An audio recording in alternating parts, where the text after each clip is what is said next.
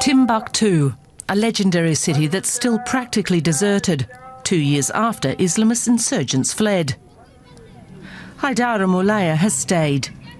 He's one of the city's unsung heroes. He risked his life to save cultural treasures from the terrorists.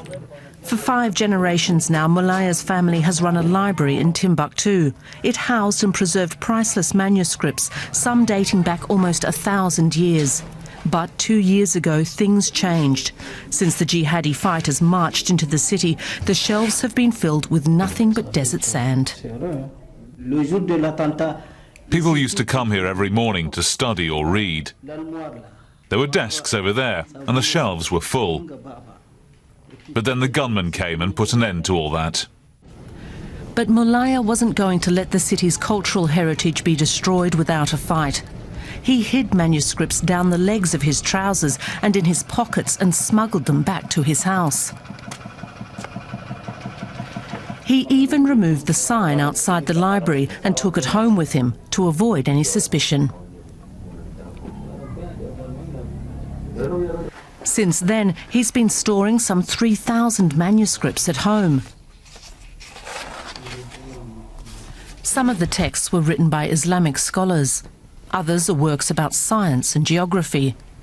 Moulaya has 7 crates of them.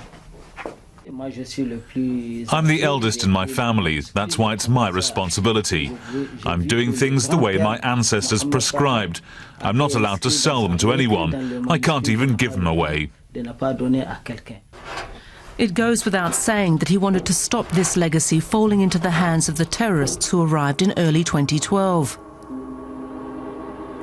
Al-Qaeda in Maghreb, Muajo militia and the Malian group Ansar Dine seized large parts of northern Mali back then. At first they fought alongside Tuareg rebels, but later turned against them. Malian troops were only able to repel the Islamists with the help of the French army. This exclusive footage taken by a Malian cameraman shows the cruelty of the rampaging terrorists.